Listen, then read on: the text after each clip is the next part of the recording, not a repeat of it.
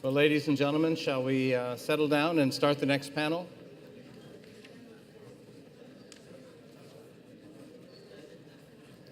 This afternoon, this is our third panel. I'm Lincoln Bloomfield, and I'm pleased to be back for another panel. This one is going to be more dynamic because one of our speakers is going to be exiting, another one is going to be arriving, so it'll be much more exciting than having people sitting in a stationary mode. We're going to talk about the IRGC and sanctions. I am going to start with Bruno Tertrais. He is the Deputy Director of the Fondation pour la Recherche Stratégique.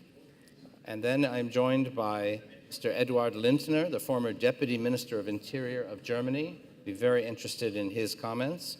Michael Pregent, did I say that correctly? Yes. The Middle East analyst of the Hudson Institute in Washington, D.C., and Ambassador Robert Joseph, U.S. Special Envoy for Nuclear Nonproliferation and former Undersecretary of State for Arms Control and International Security until 2007. Bob, it's great to be with you again. So if you have been following the conversation today, you've heard from senior military officers and from intellectual and editorial observers of Iran and the regime. I want to challenge this panel to ask the basic question, what can sanctions do? How important is the IRGC in terms of the violations of international law and international norms and the aggression that is being visited upon the Middle East? And so are sanctions the best and most appropriate response? Do they work? But beyond that, the question is, what is the future of these people? Not the important ones, but the foot soldiers, who are the young men with arms, as they say, the men with guns, who in 39 years under a dictatorship, it's a job. It's an easy job. Nobody will arrest you if you're in the IRGC. You're safe. And so you engage in all kinds of things, smuggling weapons and cash, explosives, trafficking in persons, if you read the State Department's latest report, trafficking in young men, young women, stealing young men from Afghanistan and taking them to Syria where they can't leave. They have to fight. Selling drugs. They've been caught driving 18-wheel vehicles full of heroin in Europe, even while they're executing people for selling small amounts of drugs in southern Iran. So the IRGC is a big enterprise. I'd like to hear from our panel on their thoughts on what can the international community do to object to the behavior of this organization, and maybe what can they do to persuade many of the people who are in the organization that their future lies in making a move away from it? How about that for a provocative question? And to get us started, let me turn to my right and your left, and let's hear from Bruno Tertrais. Thank you, Lincoln.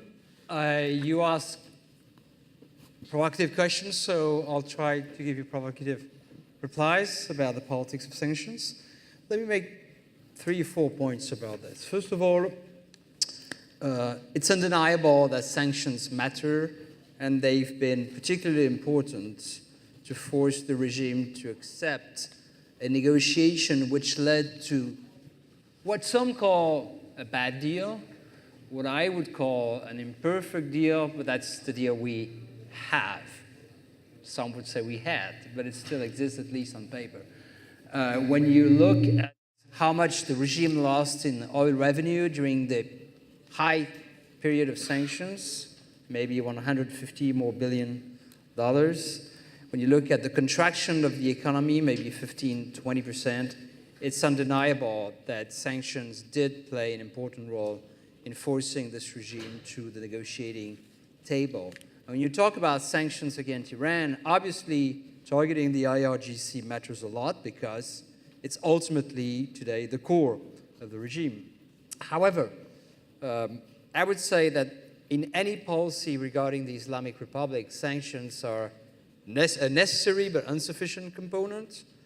Sanctions are not a magic bullet. We've noticed, we know, you know, that this regime has been rather resilient, that many Iranian entities have found ways to live with them, to live with sanctions, that the IRGC has adapted, unfortunately, to sanctions. Sanctions are not the only tool that exists to influence the Iranian economy. Variations in oil prices, I would argue, have been as important.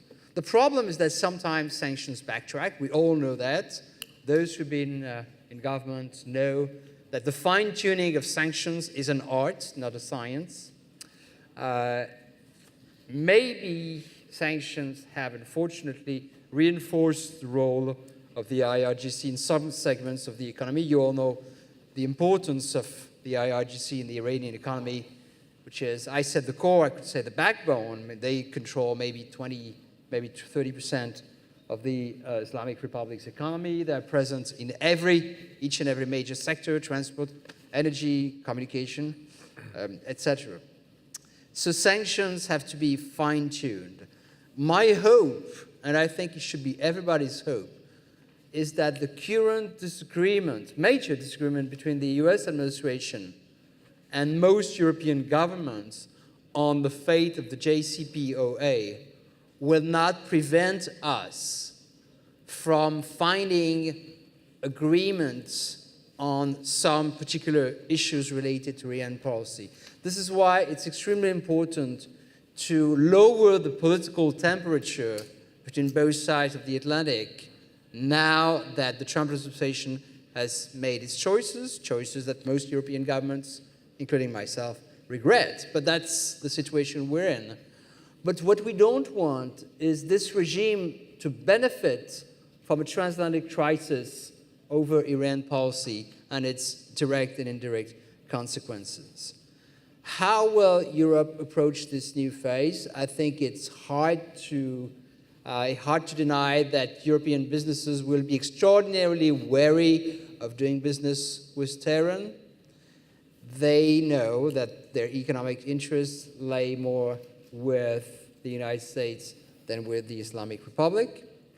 But this does not mean that Europe, and the EU in particular, will not be willing and able to take targeted sanctions for specific IRGC behavior regarding the missile program, regarding terrorism, or regarding trafficking, for instance. I don't think there will be a new agreement. The French president has, for tactical political reason, has instructed the French government to work with other European countries on the parameters, the contours of a new agreement. I understand the logic. I'm just saying that there will be no new agreement. It's nevertheless important for us to try to continue, not build, but at least maintain some bridges between the US and Europe on this issue. And this idea of a new agreement, I would submit, is more important for transatlantic relations and for European unity than for the ultimate fate of the Iranian nuclear program. Nevertheless, the French president heralded 9 months ago that he was planning to go to Tehran. Remember that? He will not. I mean, I'm betting on the fact that he will not.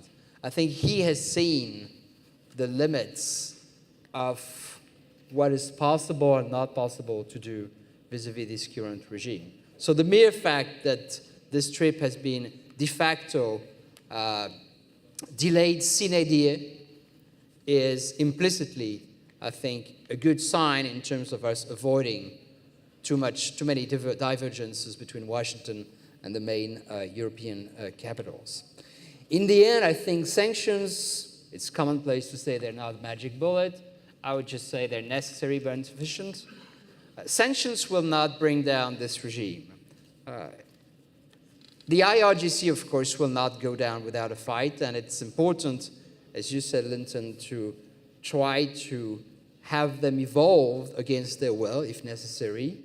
But ultimately, change in the Republic of Iran will come probably more from the exasperation of the Iranian people themselves due to the mismanagement of the economy, due to the massive corruption, due to the brutality of the IRGC, than only through sanctions. Thank you. Thank you very much. Minister Lindner, for a long time I've been impressed by the German government's intelligence reports that are in English, that are unclassified, that talk about efforts by the regime of Iran to meddle inside Germany.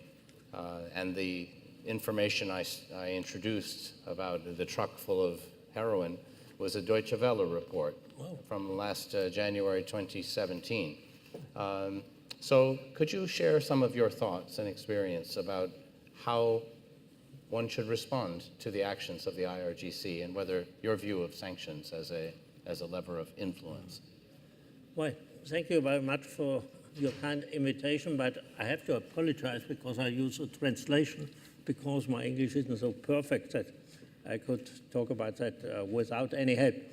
But of course, owing to its key function in the Iranian system of rule, the Revolutionary Guard poses a problem which Europe cannot avoid to engage. It is by no means a marginal issue. Trade is essential for a country's well-being, but one has to probe a partner offering himself when considering opening or maintaining trade relations with him. Good trade relations are characterized by safety and stability, but precisely these are conditions that the Iranian regime is unable to guarantee, since it is threatened in its existence by the relentless protests that have been going on for months. And just some minutes before, I wrote an article in the Süddeutsche Zeitung, which is a very famous newspaper in Germany. From Wednesday, they are reporting good, I think, and in a good way about the closing of the bazaars and so on. And therefore, that means that the German press and the German public opinion is informed. And I think we can get help by the public opinion for all those ideas you have to make pressure on the regime, for instance, with sanctions. And of course, I have to go back to my paper, and any principal change in Iran is conditioned by dismantling of the Revolutionary Guards. The Iranian Revolutionary Guards commands has an enormous amount of power in the economic and political and security sections at its disposal, and is therefore the most formidable obstacle on the way to democratic change. In this light, it is obvious that sanctions against the Guards and persons connected with it can be a substantial contribution to approaching democracy in Iran. This should be combined with an effective support of the democratic oppositions. We are going to do that in Germany. Time and again, it is maintained that the sanctions imposed on Iran affect primarily the country's population and should therefore be lifted. That's the opinion which somebody is supporting in Germany. If you look at things more closely, we will find that this statement does not apply to Iran.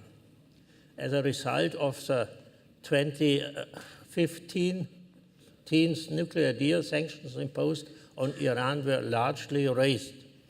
Suddenly, $140 billion are disposable, and additionally, the oil production was increased from 1.5 million barrels to 2 million barrels a day.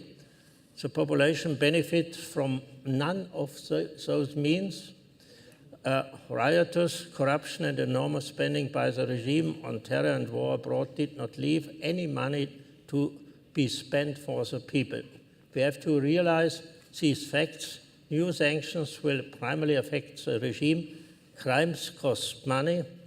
A regime that has less money at its disposal than before cannot commit so many crimes as in the past.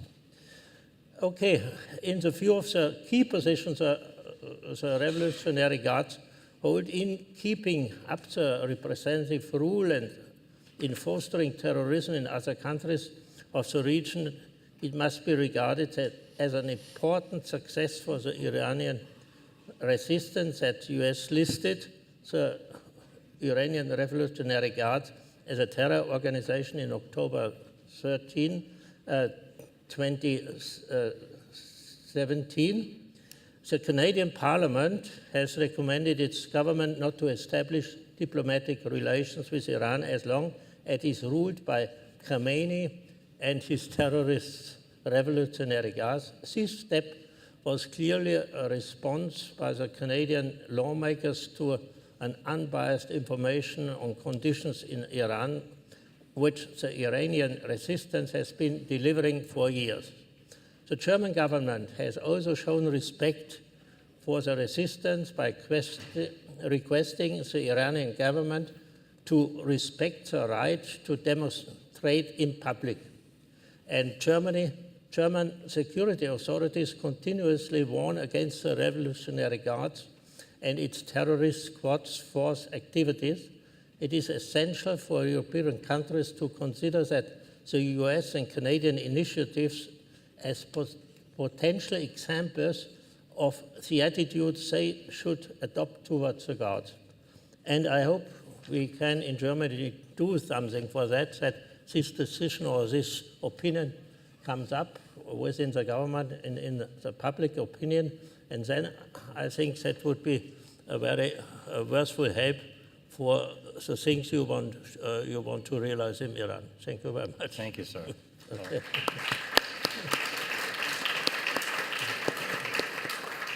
I'm sure your statement will help accomplish that very goal. So thank you for that.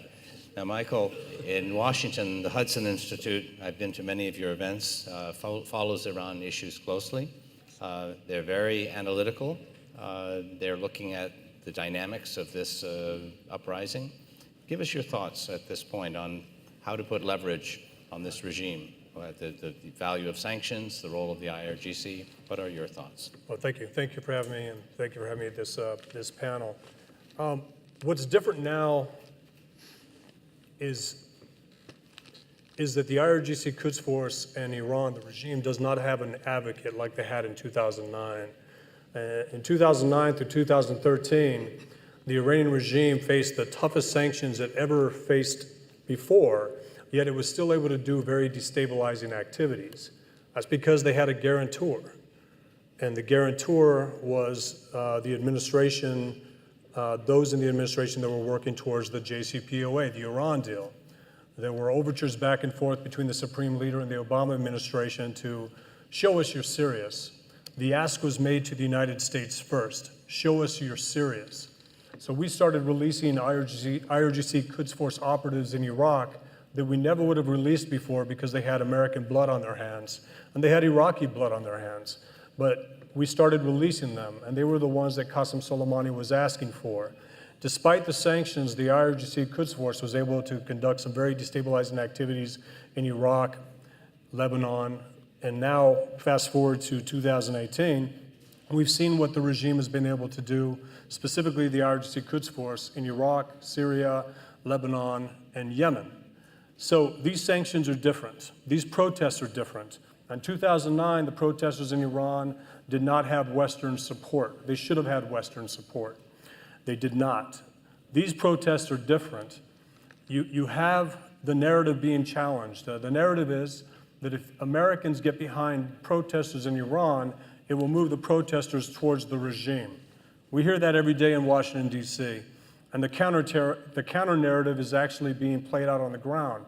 The protesters are asking for American support. The protesters are asking for Western support. And this movement is different because it's not like the 2009 movement where it actually had leaders and it was a political movement.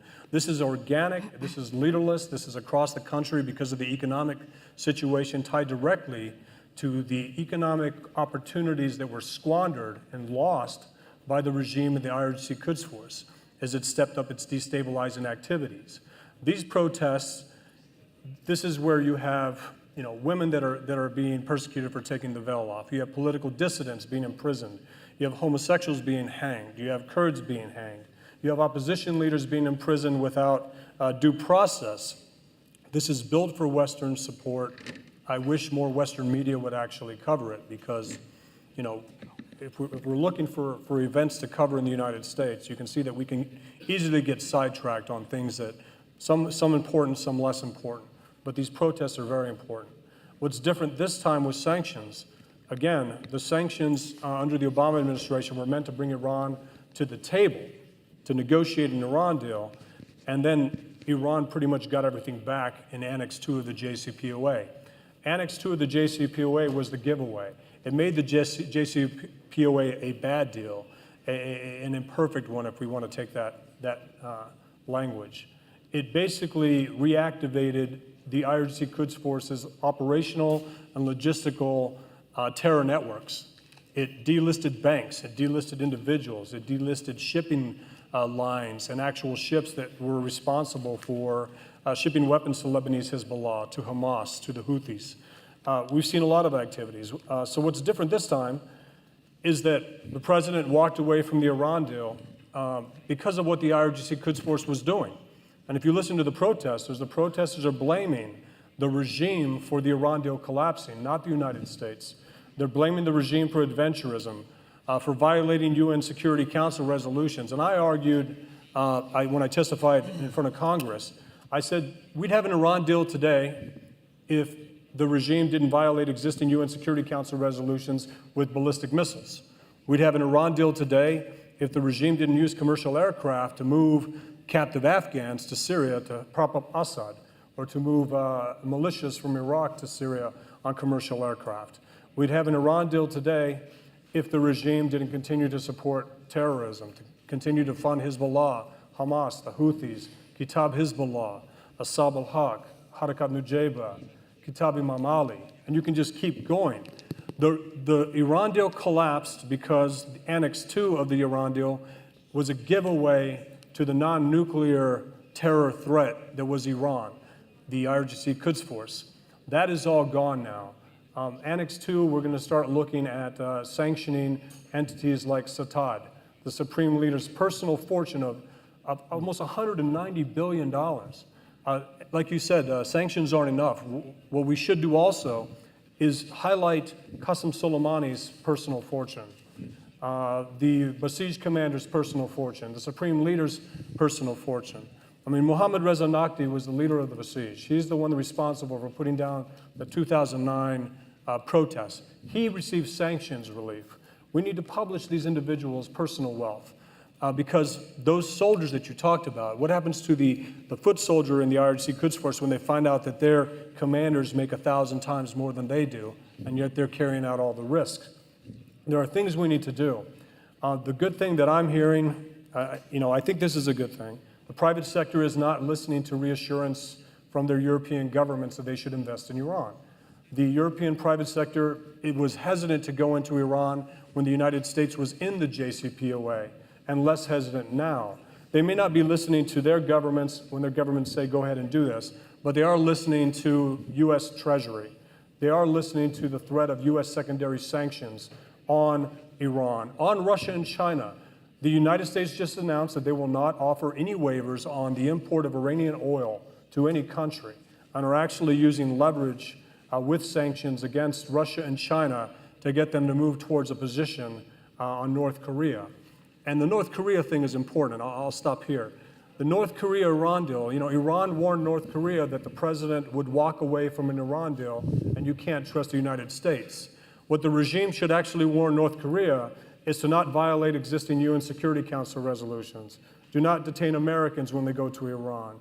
Do not detain US Navy sailors. Do not film them as a Geneva Convention violation for propaganda purposes on their knees. Do not continue to launch ballistic missiles. Do not continue to export terrorism, and then you'd likely have a nuclear deal.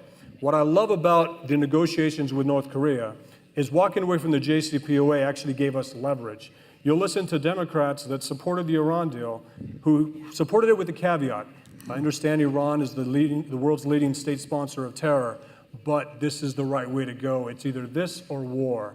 Those same Democrats now are saying if you negotiate with North Korea, no sunset clause, no benefits before actions, meaning don't front-load sanctions relief, don't give them money before they do things, 24/7 inspections with American inspectors, Canadian inspectors, and include ballistic missiles and include the export of terror. So that's tough language. That's what leverage looks like. So in this current environment, the regime is shedding friends. The Toman has lost 60 to 70% of its value.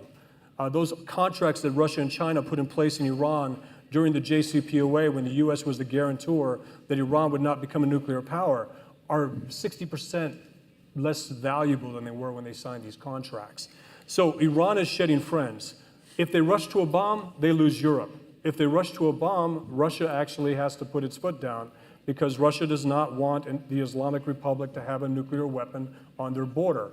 And China is simply tired of pouring billions of dollars into Iran's economy to offset the hesitancy of US private sector and European private sector companies. And I'll leave it there.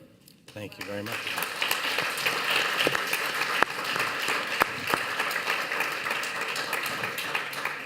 And as I noted this morning, there was a biannual report from the Secretary General of the UN yesterday repeating that a whole list of violations continue to occur on Resolution 2231.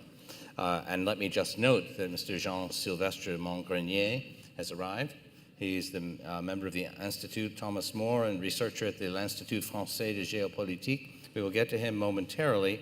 But first, I'd like to turn to Ambassador Bob Joseph, who has had authority in the past, I think, over implementing sanctions and removing them. So as a senior policy practitioner, Bob, can you give us your reflections? You've heard the panelists, your thoughts on leverage against the IRGC and sanctions, please. Pleased to do so. And Link, it's good to see you. And let me also thank the organizers for inviting me to participate once again in this annual gathering.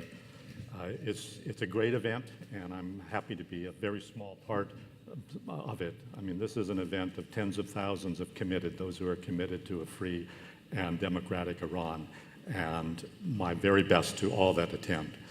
In terms of the Annex 2, I would just add one footnote.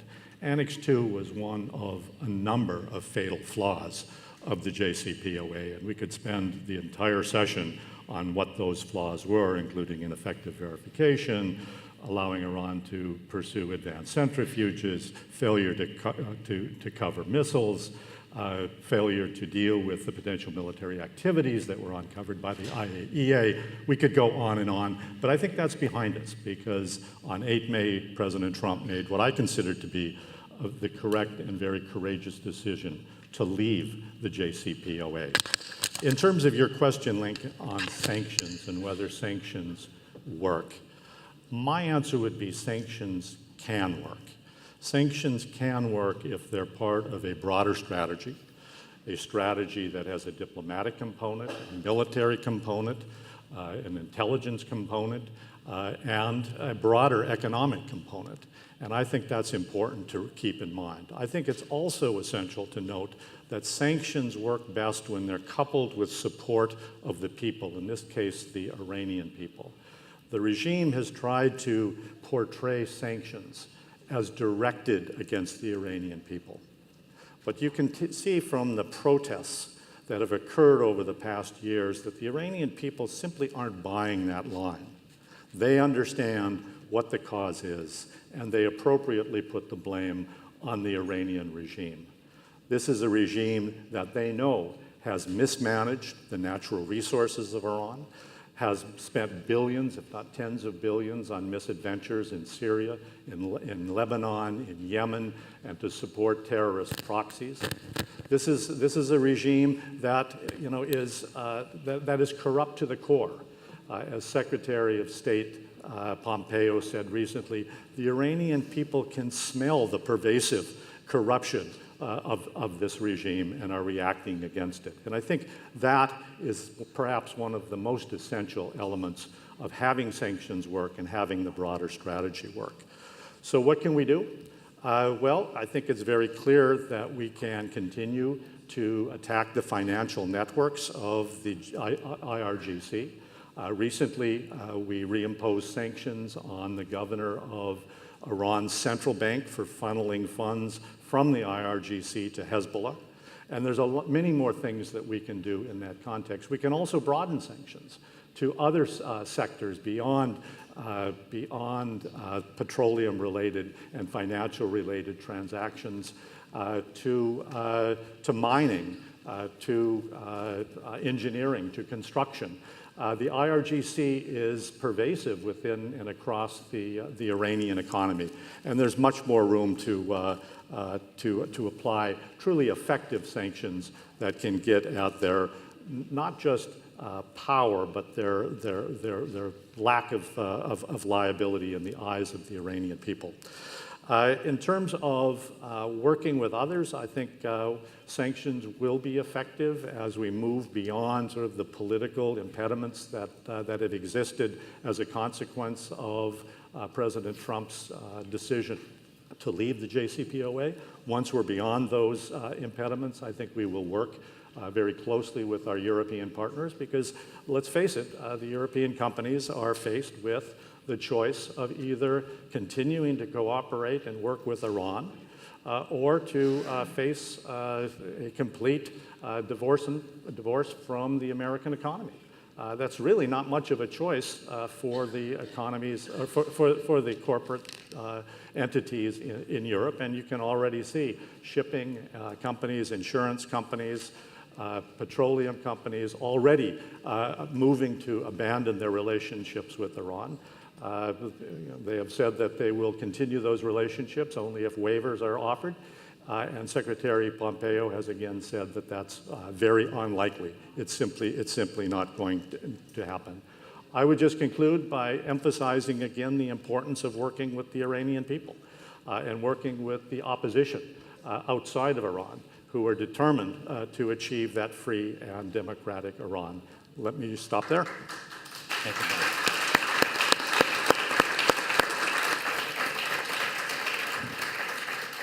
Thanks, Ambassador. And let me again welcome Jean-Sylvestre Mongrenier. We're finishing this first round with comments about how to exert leverage on the IRGC. What do we want them to do?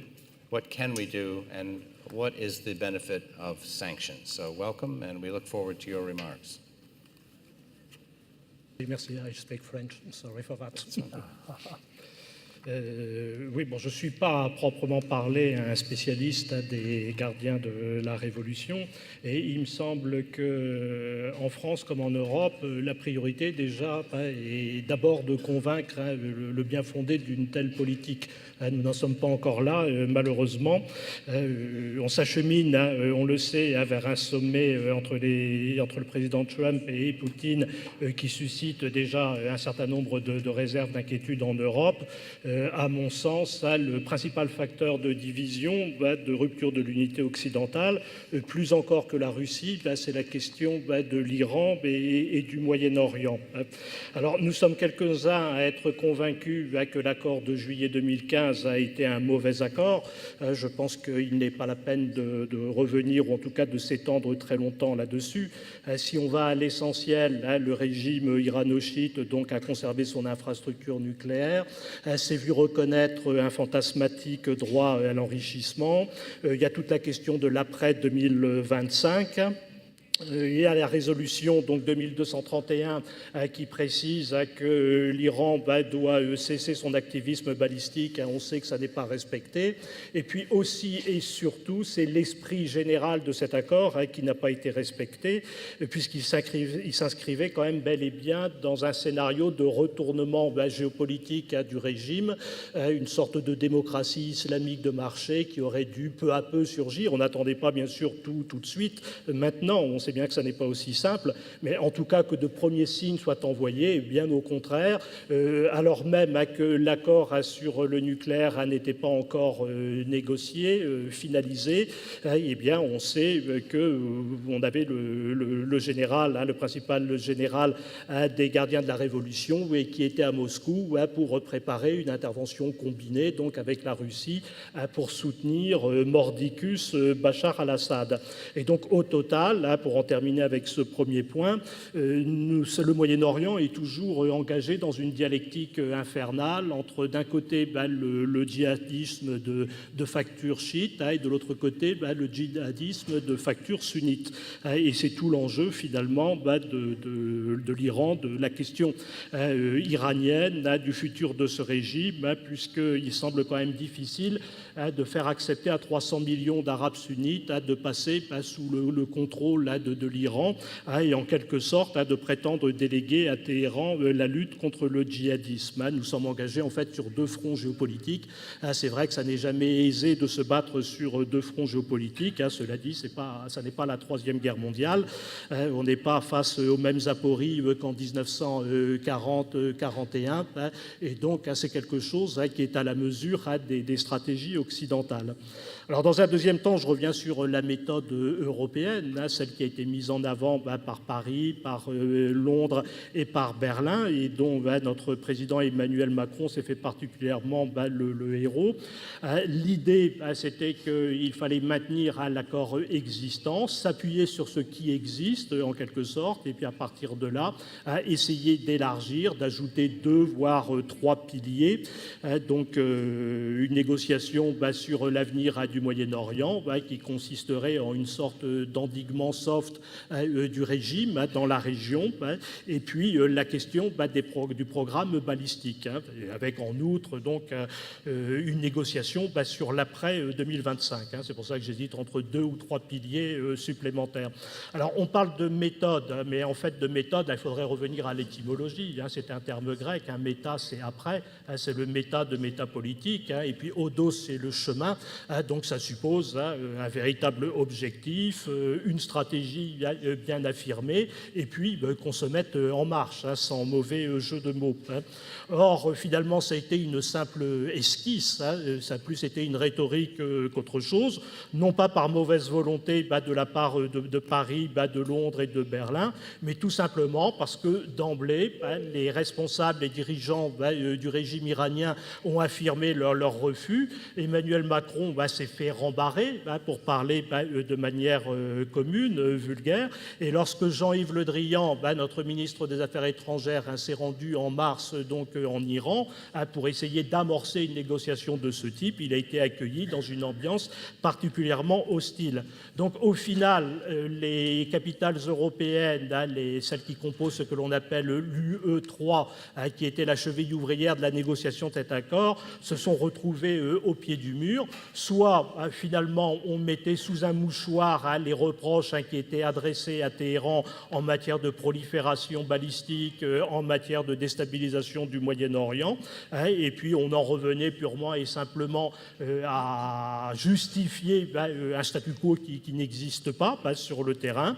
Soit la phase suivante, c'était la mise en place de sanctions, alors peut-être pas au titre du non-respect de l'accord de juillet 2015, puisque grosso modo on estime qu'il est à peu près respecté, mais que le véritable problème c'est que cet accord n'est pas complet, c'est que c'est un mauvais accord, mais en tout cas des sanctions au titre du programme balistique d'une part, et puis d'autre part de la déstabilisation du Moyen-Orient.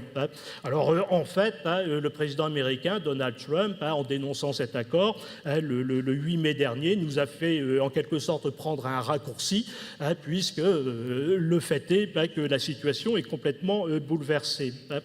Alors dans cette affaire, ce qui me semble important, c'est de maintenir l'unité du camp occidental, même si au regard de certaines déclarations, on a le sentiment parfois que ça devient un simple effet de voix, flatus vocis. Alors maintenir l'unité du front occidental, non pas simplement par goût du consensus, même si le consensus a sa valeur, c'est important, mais parce qu'il y a de véritables intérêts de sécurité qui sont en jeu dans cette affaire, que ce soit la menace directe représentée par ce régime et son intention stratégique, ou alors, d'une manière plus générale, les menaces indirectes qui découlent de toute la déstabilisation du Moyen-Orient du fait de la politique iranienne. Alors, le fait est que les intérêts de sécurité sont beaucoup plus importants que les questions de marché, que les questions finalement commerciales, sur lesquelles très vite, malheureusement, le débat en France et en Europe en tout cas à rouler. Donc il doit y avoir des sanctions, il faut parvenir à des sanctions qui, à minima, concernent le programme balistique, comme je l'ai dit, concernent donc toute la politique de déstabilisation du Moyen-Orient. Et le point commun, finalement, à toutes ces questions, que ce soit le programme balistique, le programme nucléaire dans ses virtualités et la déstabilisation du Moyen-Orient, ce sont les gardiens de la révolution. C'est l'épine dorsale, c'est la colonne vertébrale du régime, et donc, de fait, il faut viser cette colonne vertébrale. Ça pose ipso facto la question du régime, du changement de régime. On sait que dans les pays occidentaux, on est devenu très réservé quant au scénario de changement de régime, parce que le fait est que la période chaotique qui suit, elle est quand même assez difficile à clôturer. Il suffit de penser à la question irakienne. Il n'en reste pas moins qu'en dernière analyse, contrairement à ce que peuvent penser les tenants d'une réelle politique doctrinaire, on ne peut pas purement et simplement dissocier la question du régime, d'une part, et puis la question de la politique étrangère, d'autre part. Alors, je constate que bien souvent, ceux qui viennent sur la pointe des pieds sur le terrain du changement de régime expliquent qu'il faudrait maintenir le statu quo en espérant qu'ultérieurement une sorte de Gorbatchev iranien surgisse. Ce qu'on peut leur rappeler, c'est que Gorbatchev, finalement, n'a pas été le rénovateur du socialisme, comme il espérait. Il en aura été le fossoyeur. Le fait est que ça s'est terminé par un changement de régime, par l'effondrement, même purement et simplement, de l'URSS. Alors, en guise de conclusion, je dirais que ce qui manque à ce semblant de stratégie qui semble s'esquisser du côté américain, c'est une véritable vision. À mon sens, il ne peut pas y avoir de grande stratégie sans une vision d'ensemble, une vision haute, une haute politique qui dépasse le simple chacun pour soi. Or, il se trouve qu'on manque quand même beaucoup de visibilité sur la politique américaine au Moyen-Orient.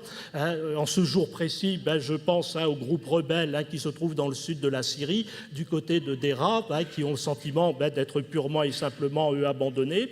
On éprouve aussi pas mal d'inquiétudes sur le futur de la présence américaine dans le nord-est de la Syrie.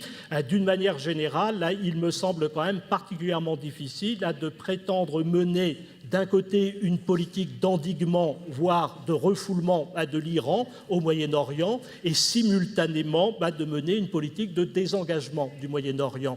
Et à mon sens, ça n'est pas un grand marché, un deal, comme on dit aujourd'hui, avec Poutine, qui permettrait de résoudre cette contradiction. Poutine qui, en quelque sorte, viendrait donc endiguer, pour notre plus grand bien à tous, l'Iran au Moyen-Orient. Je vous remercie.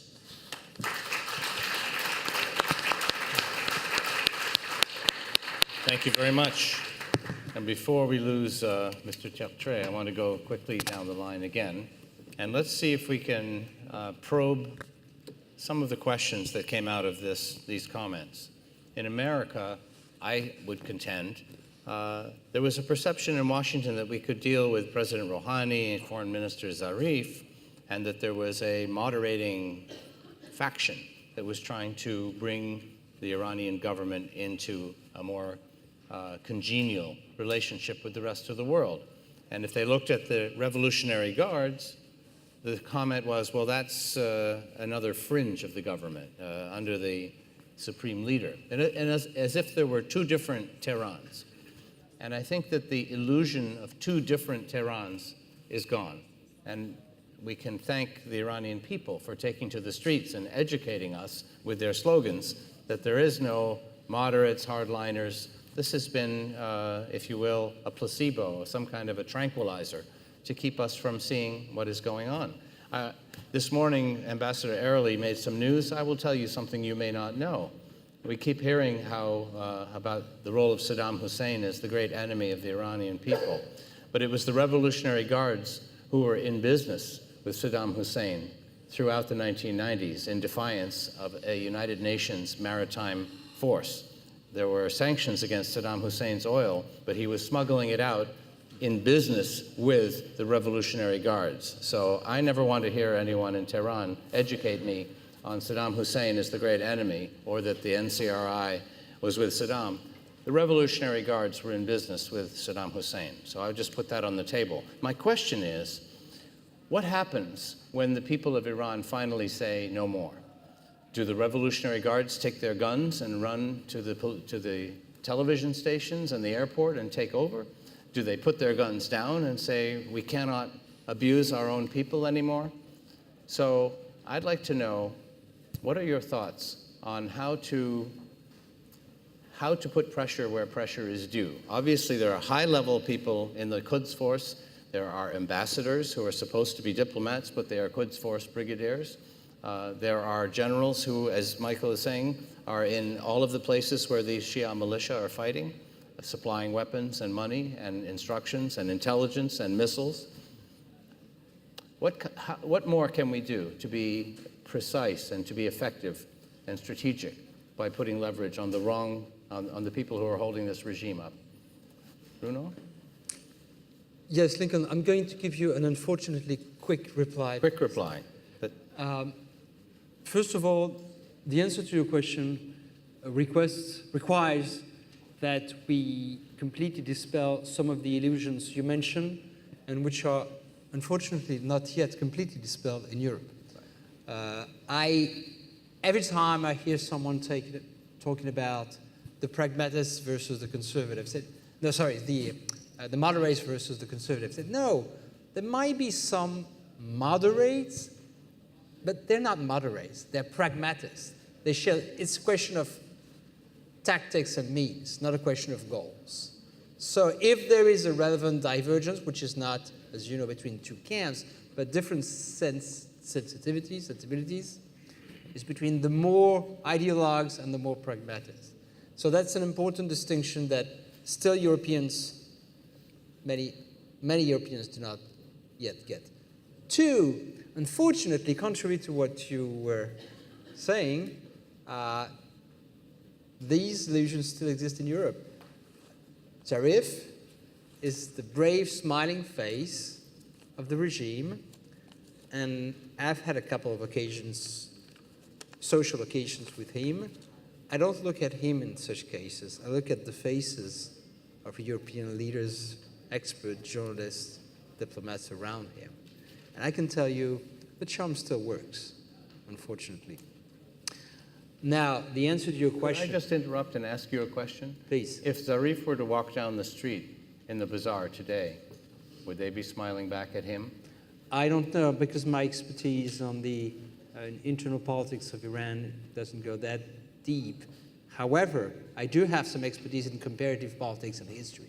So the answer to your question, as a non-expert of Iran, or at least of Iranian politics, would be to say the backbone of an authoritarian regime starts changing its tunes once it believes that the regime is doomed and that they are literally fighting for their own survival, families, and money. Once that happens, then IRGC-type groups, in a very broad, I'm painting a very broad historical brush, they tend to shift, adjust, adapt, except for the die-hard ones, and alter their behavior. That's all I can say at this point. Unfortunately, I wish I could participate longer for this. Thank you for sharing some time with us, Bruno. Bruno Tertrais, thank you.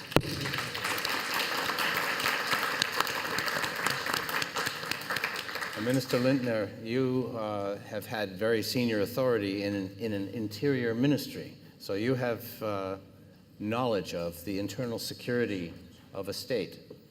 What is your thought about what should we be watching inside Iran as these demonstrations happen?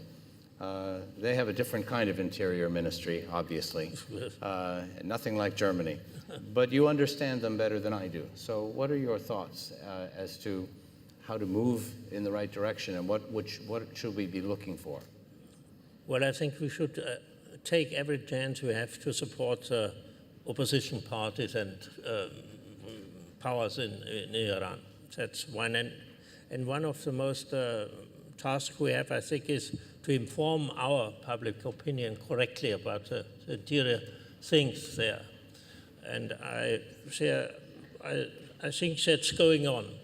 But of course, we have to ask or to discuss with our government to have another look on the function of sanctions with Iran.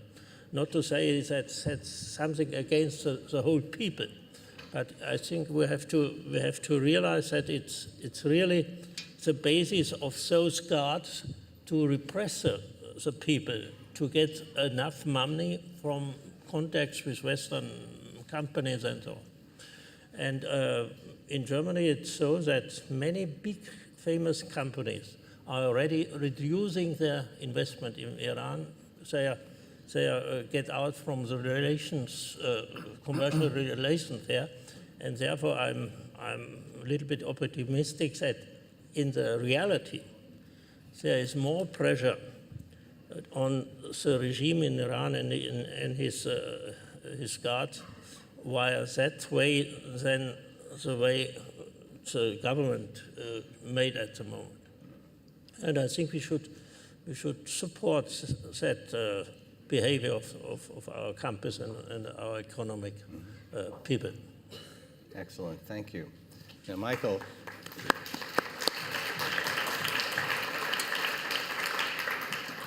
as we already heard in your first remarks, you're a very keen observer of the details of the threat from the Iran regime. If you could get on the airwaves inside Iran and talk to all of the protesters and all the Iranian people without being jammed, what do you want them to know that you don't think, what information aren't they getting that would be most meaningful to them about their government? The regime is afraid. The regime is worried that these protests are not dying down, that they're growing. And they're worried about an accelerant, something that would actually make them go, grow them by, 100,000. How do I say this? They're afraid of the accelerant of the Western media paying attention to it, and they're afraid of the accelerant of the United States actually getting behind something. So what I would say to the protesters is continue. The narrative out here in the Western media is that you're not asking for regime change, but you're asking for reforms. The actual protests, the slogans are regime change, not reform. So the more the chants are about regime change and not reform, the more attention you're going to get. I don't understand what has happened with Western attentions on Iran. Prior to 2009, everybody agreed that the regime was, the world's leading sponsor of terror. And somehow, with the JCPOA and the Iran deal, criticizing the regime meant you were criticizing Obama somehow, at least in Western media and our political parties. It became a very partisan issue. These protests are built for bipartisan support. They're built for Western democracy support. So I would just say continue. The rank and file of the besieged are poor and will probably blend back into the population. The IRGC is different because they're recruited because they believe in keeping the regime alive and exporting terrorism and keeping the Islamic Revolution in power.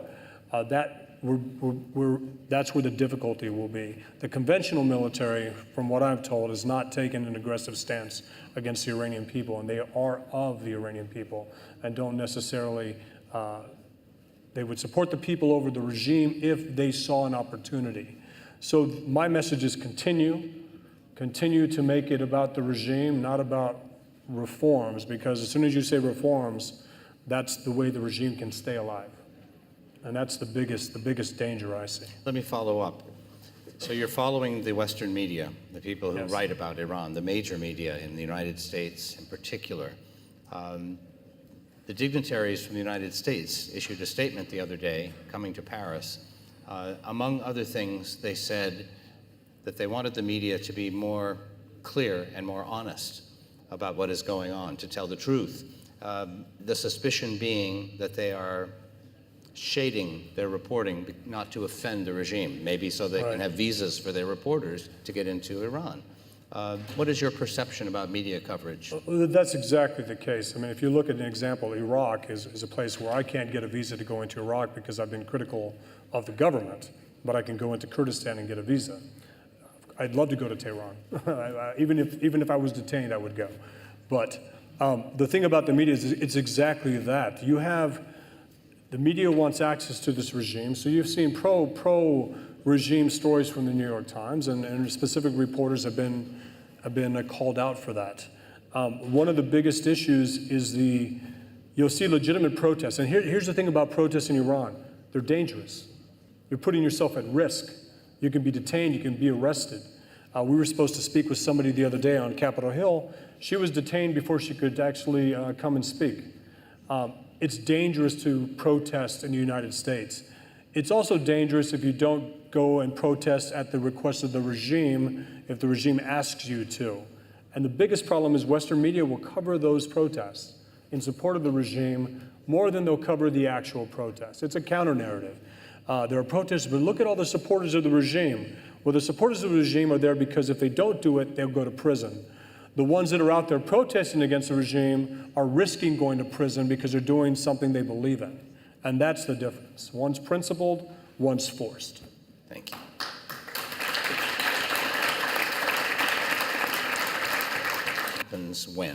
What happens when the protests reach a critical point and when the Iranian people and the little people who support the regime have a conscience and say, I can't go against all of my neighbors? What are your thoughts on what we can usefully say and do on the outside to do the right thing? Let me first say that when you have a regime that's led by a leader whose title is the supreme leader, this notion of moderates versus hardliners is really, I think, wishful thinking. Samuel Johnson once captured it best, I think, when he said, second marriages are the triumph of hope over experience. And we've seen this yearning to, this hope, this desire that the moderates will at some point rise up in the system and actually be able to affect Iranian policy. We saw it with the Soviet Union. With every successive leader, I go way back to those days, and I remember there was always an issue of, is he a moderate? Could he be a moderate because he drinks Kentucky bourbon? Could he be a moderate because he likes jazz? Never mind that he's the head of the KGB. I mean, there's always this hopeful note that I think is nothing more than wishful thinking, because this regime is rotten to the core. Every aspect of it is rotten. Every aspect of it is anti-democratic. It's brutal, it's repressive. It is a regime that is not able to change. It's not able to transform. It's not able to become moderate. Because if it does change, if it does begin to go down the path of reform, it knows that it's doomed. Now, this is a predicament that I think is very common with dictatorships. It's a predicament that the regime has created for itself. So there's no need to feel sorry for this regime. But I think we have to deal with it as it is, and we have to face the realities of the regime. My sense is that there will be a spark. The conditions in Iran now are different, I think, than they have been in the past 30 years. What that spark will be that finally brings down this regime, I don't know what it will be. I don't know what it will look like, but I know it's coming. How can we prepare for that? Well, again, I think we can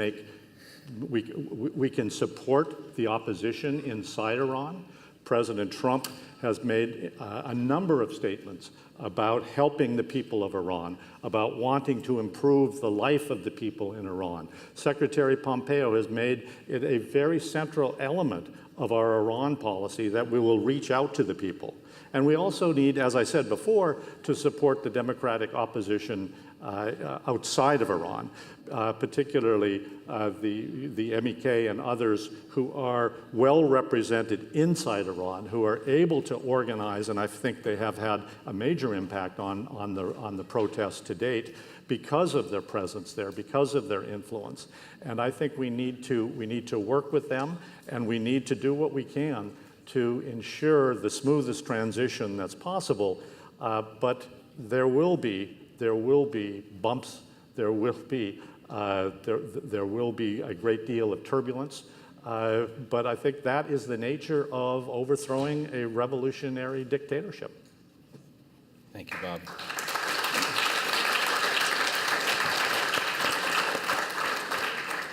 Jean-Sylvestre, do you have a comment on the change that may come to Iran and what we in the West can do to do the right thing? À mon sens, il faudrait d'abord voir les choses telles qu'elles sont et puis revoir notre vocabulaire. Je suis toujours surpris de voir que l'on applique à la grille de lecture conservateur modéré. C'est une grille de lecture européenne, occidentale. Au XIXe siècle, en France, pour décrire la politique française, on parlait du parti de l'ordre d'un côté, du parti du mouvement de l'autre. Ce que l'on appelle les conservateurs, avec donc comme noyau dur les gardiens de la Révolution, en fait, ce sont les plus extrémistes du roménisme. C'est ceux qui sont les plus fidèles à l'élan initial de cette révolution islamique à la mode roméniste. Ce sont, je pense que la comparaison a ses limites, mais en quelque sorte, on pourrait dire que ce sont les trotskistes du roménisme. Et donc, il faudrait déjà commencer par revoir cette appellation. Et puis, ceux que l'on appelle les modérés ou les réformateurs, c'est ceux qui, ce sont les experts en quelque sorte, comme ça existait dans la Chine à l'époque de Mao, qui sont un petit peu plus conscients d'un certain nombre de réalités, et puis qui sont prêts à composer avec une partie de ces réalités, mais ils ont tous le même objectif, c'est maintenir le régime. Donc en fait, ce sont des luttes entre factions à l'intérieur d'un régime. Alors c'est vrai que ce jeu de factions donne une certaine souplesse, mais finalement dans l'histoire, c'est pas si nouveau que ça. Même les régimes les plus totalitaires, parfois, ont pu être analysés comme formant, comme constituant des polycraties, avec différents dignitaires qui se réservaient une partie du pouvoir. C'était pas purement et simplement un seul homme au sommet qui décidait de tout, avec comme relais le parti-État. Ça a toujours été plus complexe. Alors tout à l'heure, on s'interrogeait sur la manière dont les gardiens de la Révolution et les plus enragés du régime pourraient réagir si effectivement le mouvement de protestation dépassait un certain point critique. Ce qu'il faut bien comprendre, c'est que ces gens-là sont mus par l'instinct de conservation, et l'instinct de conservation, ça ne suppose pas toujours l'adaptation pure et simple à un certain nombre d'évolutions en cours. Ça peut se traduire par une forme de durcissement, une volonté de conserver le pouvoir jusqu'au bout, parce que finalement, la conservation de leur vie, au-delà des avantages dont ils peuvent bénéficier, elle repose sur la conservation du pouvoir. Donc ça peut très bien aller dans le sens d'un durcissement, d'une répression à grande échelle. Ça me semble le scénario le plus probable, et ce n'est pas un scénario qui repose sur de simples spéculations. Il suffit de regarder ce qui s'est passé en Syrie. Lorsque ça a commencé en Syrie, d'aucuns ont voulu se persuader que le régime finalement allait plier, allait lâcher du lest, allait faire des concessions, ne serait-ce que pour pouvoir se maintenir. Et ce que l'on constate, au contraire, c'est qu'il s'est durci. Il n'a pas hésité à mener une guerre à outrance à toute une partie de sa population. Et au bout du compte, ça a marché, entre autres facteurs, bien sûr, mais le fait est que ça a marché. Donc ce qui s'est passé en Syrie, on peut très bien imaginer que ça se passe demain en Iran.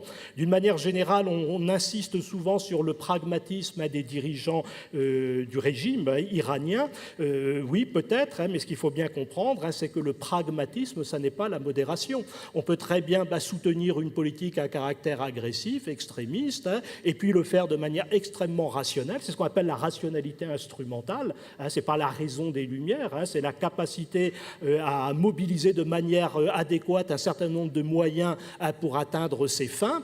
Et le fait est que ces gens qui sont au pouvoir ont fait preuve de leur rationalité au sens instrumental du terme, de leur pragmatisme. Mais encore une fois, le pragmatisme ne va pas mécaniquement dans le sens de la modération.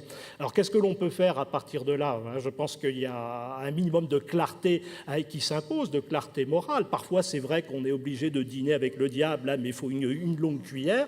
Et puis, ça ne nous dispense pas de dire les choses telles qu'elles sont.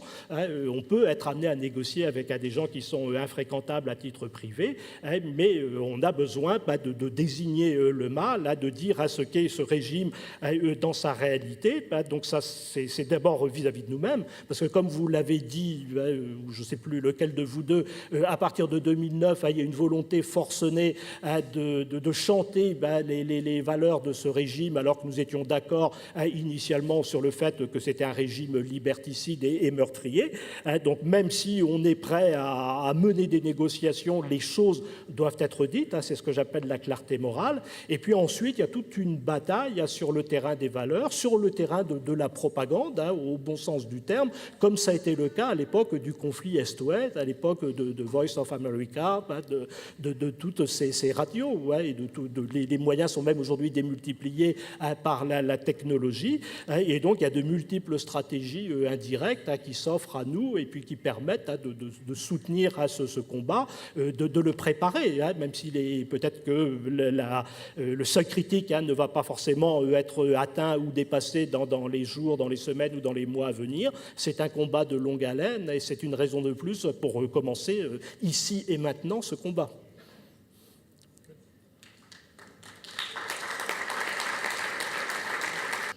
If the uprising in Iran reaches the same point that happened in Daraa in 2011 in Syria, before the Assad regime and the Iranians cracked down on them brutally, do the Western powers, the EU and the United States, understand that the Iranian people would require a message of support against the brutality of the Iranian regime, power being the only language that the Tehran regime understands? Any comments on that, Mr. Minister Lindner?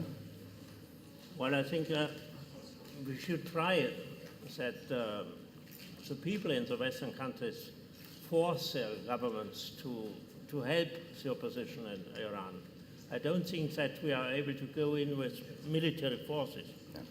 For instance, in Europe, it's so. But we should do everything what we can do on other sides to support that struggle.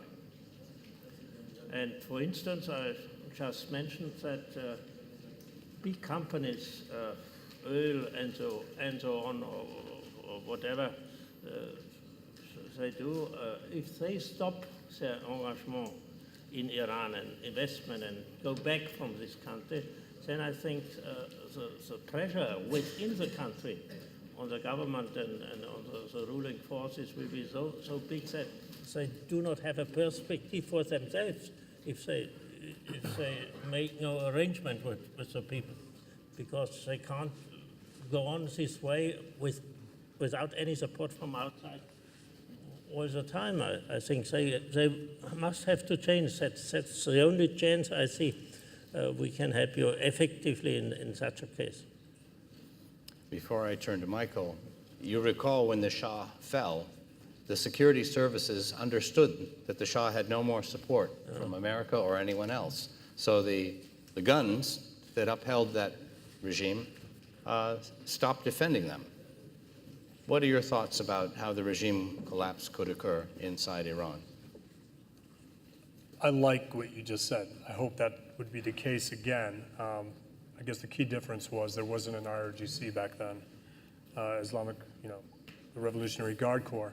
The Syria example, the lessons learned from the U.S. inaction that basically allowed for the, 500,000 deaths in Syria while the West and the international community wrote letters of condemnation but did nothing else. So the lessons learned, you would have to ground whatever air capability the regime had. Because again, Assad used barrel bombs and things like that. The regime uses the besieged. The regime uses the IRGC Quds Force. So it'd be different in that aspect, in that you'd have to identify what the actual threat to the civilian populace was. But in every protest video I've seen the protesters outnumber the besieged. The protesters outnumber the IRGC Quds Force presence on the ground. So we literally have to look at the capabilities. But the scenario that you're talking about, again, while the besieged is a directorate within the IRGC, I do believe that the besieged is the lowest paid entity in the security apparatus, and that the low-ranking members would do what you said, give the weapons, turn the weapons over to the protesters. My concern is what the Qasem Soleimanis and the mid-level officers in the IRGC Quds Force do, because they're a more capable counterinsurgency force than was Assad's military. They're a more capable counterinsurgency force than the Ba'ath Party was. They've built counterinsurgency forces from Badr Corps to Lebanese Hezbollah.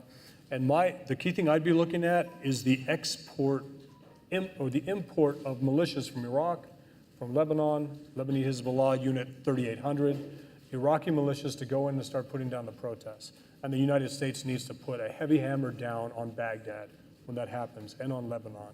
And that's one thing that Iran is looking to do as the regime looks to offset U.S. sanctions, is exploit Iraq's economy, exploit Lebanon's economy and Syria's economy.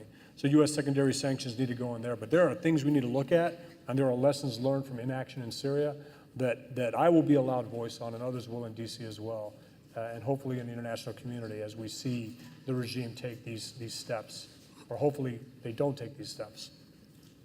Let me put one finer point on something you said, because we've heard, for example, there's an office in South Beirut of Hezbollah that does social media work for every one of the Shia militias, including the Houthis. Every time there's an attack involving the Houthis, social media comes from Hezbollah in Beirut.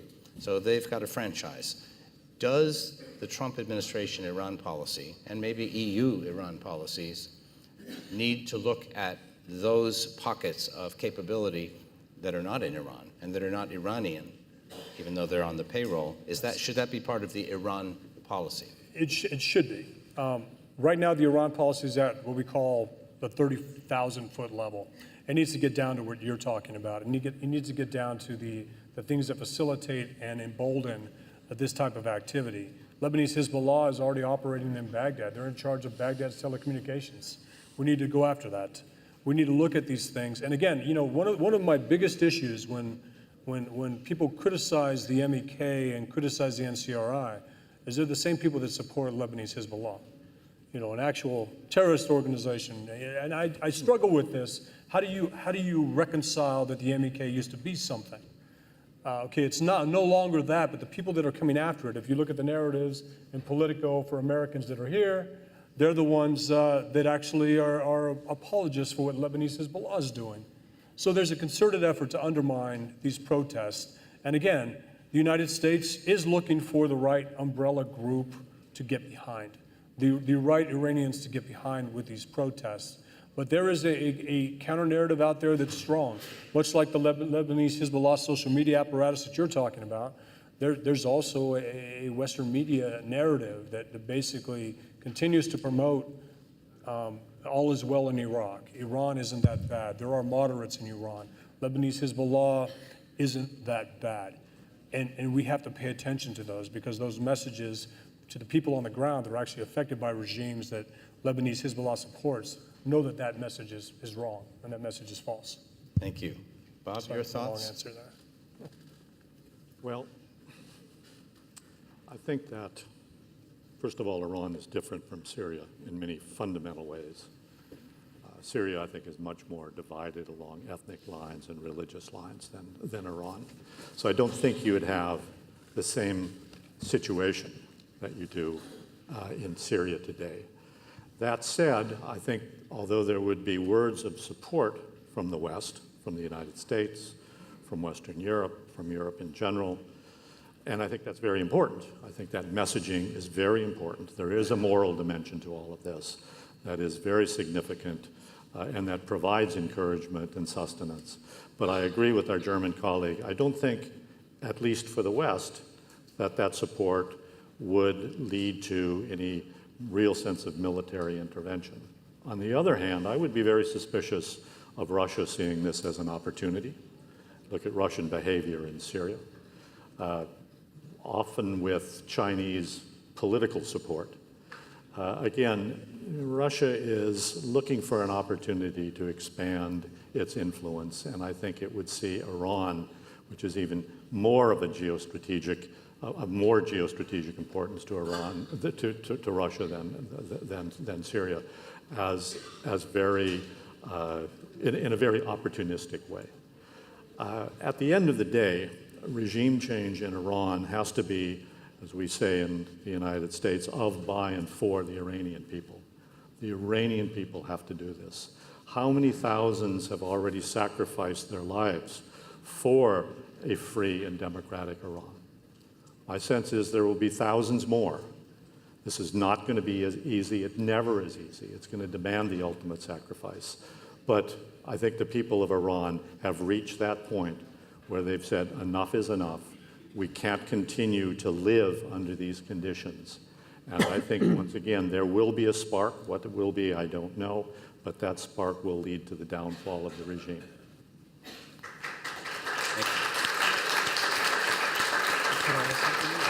Could I ask you a question real quick? Go ahead. I just wanted to ask you a quick question. When you said Russia would look at this as an opportunity, you implied they could actually get behind the protests if they thought it was No. They could get or behind shore up the regime. to support the regime. Absolutely. But I think the counter could actually be in the calculus as well. I mean, if the regime is going to collapse and the United States continues to exit from the Middle East, we've seen American allies like Egypt and others start tilting towards Russia to ask it for things. I just think Russia continues to be a player. I like the contrarian point. I know that wasn't your point, but I like the alternative that Russia could actually see both sides of this as an opportunity. Well, that's not the Russia that I know and that I've worked with for 30 years. All right. So, Jean-Sylvestre, any comment on the comparison of Iran's situation with what happened in Syria? Any lessons learned?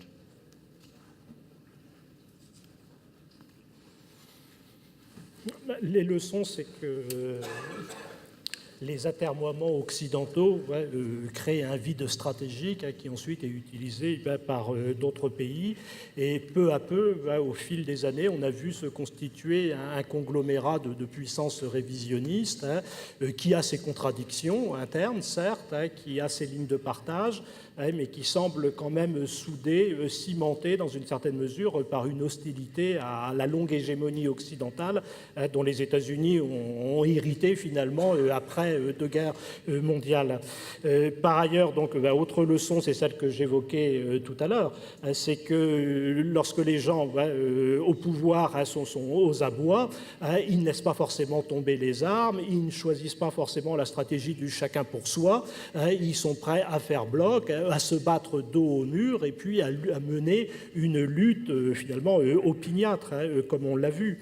Alors sur les comparaisons entre Iran et Syrie, donc à juste titre, vous avez fait remarquer que la Syrie finalement était une sorte de résumé ethnique et confessionnel de la complexité du Moyen-Orient, parce que c'est vrai que souvent quand on pense au Moyen-Orient, on pense au monde arabo-musulman alors que les choses sont beaucoup plus compliquées.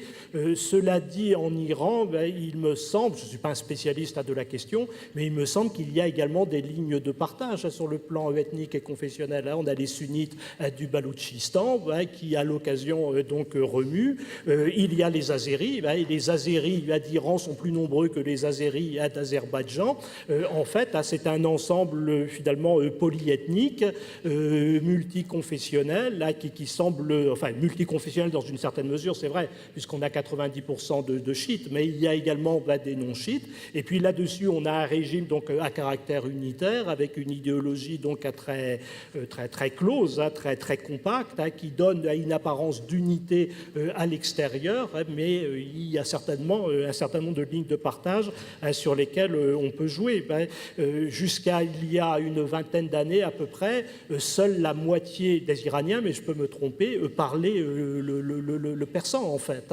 Alors c'est vrai qu'il y a eu un processus d'iranisation qui au cours des 20-25 dernières années s'est accentué, et peut-être que par rapport donc à il y a 2 décennies, il y a une plus forte homogénéité ethnique et linguistique dans une certaine mesure, mais n'y voyons pas une sorte de grand État-nation particulièrement solide, compact, qui serait qui serait imperméable à toute influence extérieure. Alors à partir de là, il y a certainement un certain nombre de groupes qui peuvent servir de relais. Alors c'est vrai que ce sont surtout des stratégies indirectes dont on parle. D'une manière générale, il y a quand même un retour d'expérience du côté occidental aussi sur les expéditions militaires des 20 dernières années, qui n'ont pas toujours reporté tous les fruits que l'on en attendait. Alors c'est vrai que les leçons sont assez diverses, parce que si on intervient purement et simplement, comme c'est le cas en Irak, Ça ne marche pas tout à fait, pour dire les choses prudemment, pour manier la litote. Si on n'intervient pas comme en Syrie, ça ne marche pas non plus. Si on intervient à moitié, comme ça a été le cas en Libye, ça ne marche pas non plus véritablement. Donc on ne peut pas dire que l'interventionnisme occidental a été purement et simplement condamné par le retour d'expérience des dernières années, mais c'est quand même vrai que les opinions publiques en Occident sont échaudées, sont rétives à ce type d'intervention. Et il me semble qu'il y a une grande partie du travail politique qui devrait être fait à l'intérieur même de nos pays pour convaincre les opinions publiques du danger que représente ce régime, du fait que c'est bel et bien un régime terroriste, même si ce terrorisme ne se manifeste pas de la même façon que celui d'Al-Qaïda, de l'État islamique ou d'autres organisations de ce type, et puis que la défense des frontières, y compris d'ailleurs sur le plan migratoire, ça se joue dans une très large mesure à l'avant de ces frontières.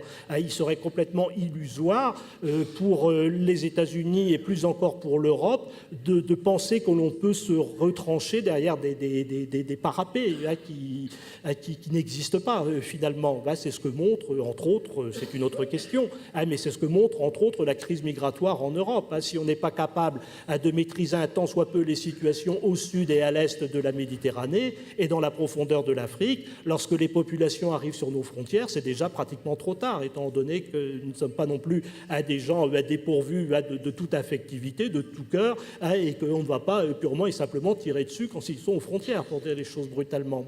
Donc il me semble qu'il y a beaucoup de choses à faire, une sorte d'opération vérité sur ce qu'est ce régime iranien.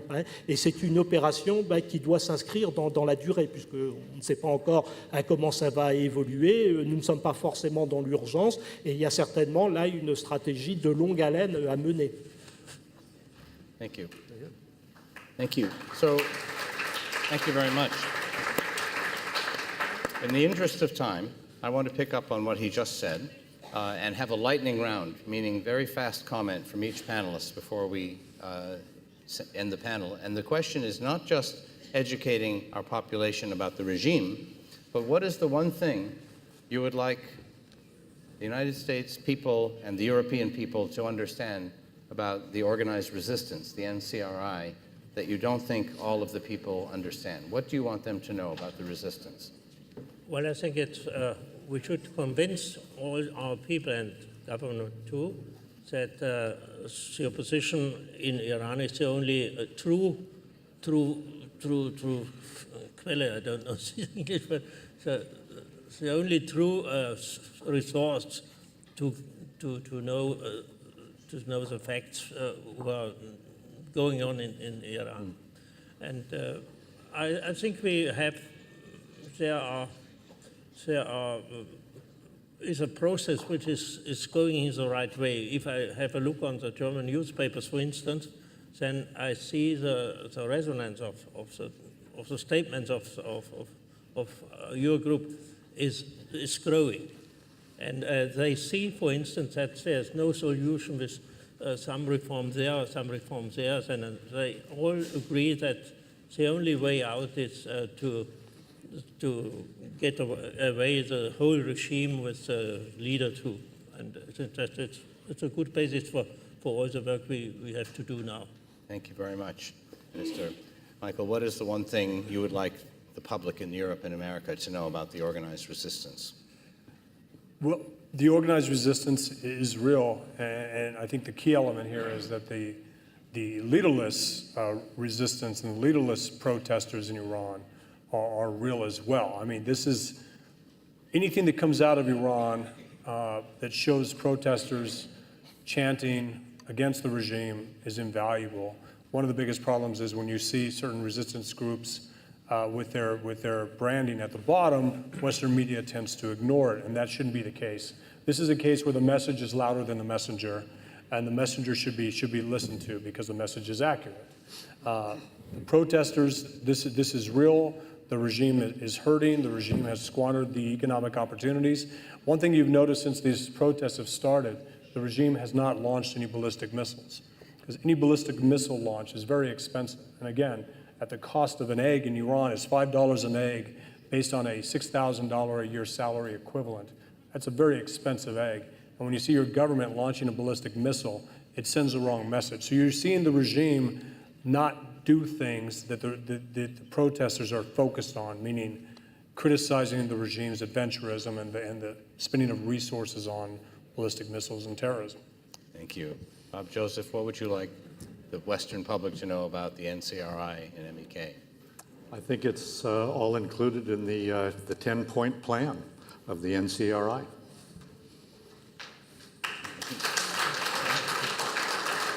Excellent.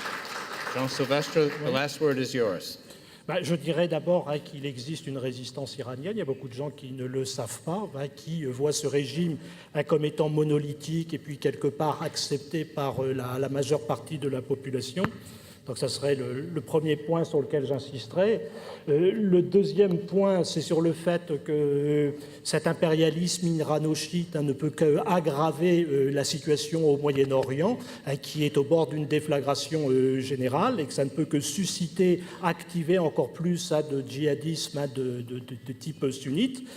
Le troisième point, et là c'est peut-être pas tellement aux opinions publiques, c'est aussi vis-à-vis de nos dirigeants, c'est le fait qu'on ne peut pas attendre de ce régime irano-chiite qu'il règle pour nous la question du djihadisme sunnite. Et puis le quatrième point, on ne doit certainement pas attendre de la Russie qu'elle règle pour nous le problème qui est suscité par cet impérialisme irano-chiite. Thank you. Excellent.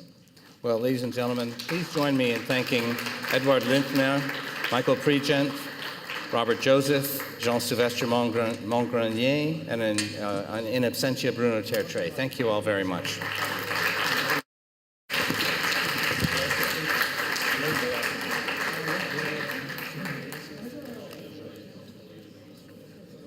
Republic with a nuclear weapon is accurate.